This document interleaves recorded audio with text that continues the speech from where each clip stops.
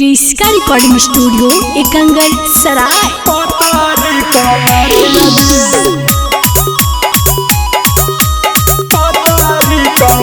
DJ Kundan राज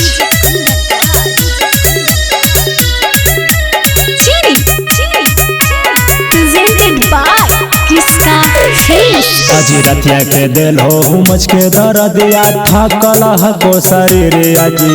रतिया के दिल हो उमच के दर्दिया थकल हको शरीर अजी अजी घंटे घंटे उठा को पिया कमर में दर्दिया जी अजी मीठे मीठे बता को पिया पतारी कमरिया जी अजी उठे परो अधीरतिया जब जब टीसा हो पांजरिया जी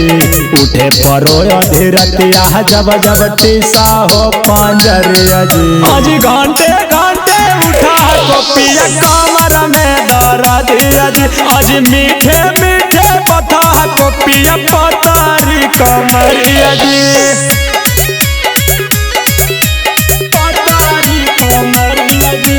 डीजे कुंदन राज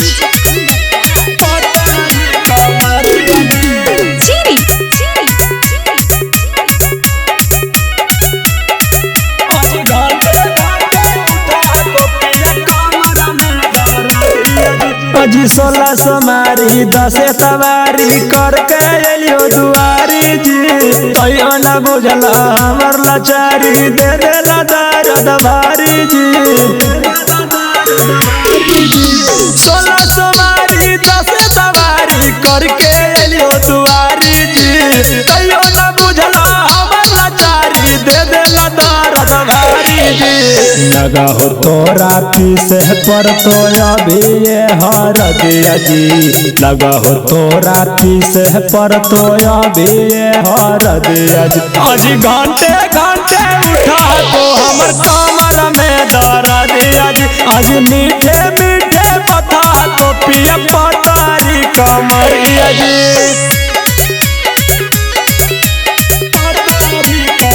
डीजे कुंदन राज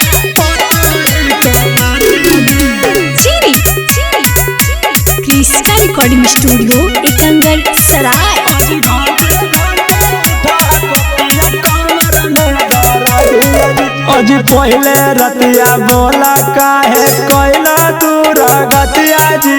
हमरा लगो सोतिन है तोरा मार दिल को मतिया जी मार दिल को मतिया जी अजी पहले रतिया बोला काहे कोइला दूर गतिया जी हमरा लगो सोतिन है तोरा मार दिल को मतिया जी सोहन लाल भरवा कोइले होते हमर गोरिया जी डीजे कोना दानावा कोइले होते हमर गोरिया जी अजी घंटे घंटे उठा को पिया कमर में दर्दिया जी अजी मीठे मीठे बता को पिया पतारी कमरिया जी क्रिस्का रिकॉर्डिंग स्टूडियो एकंगर सराय।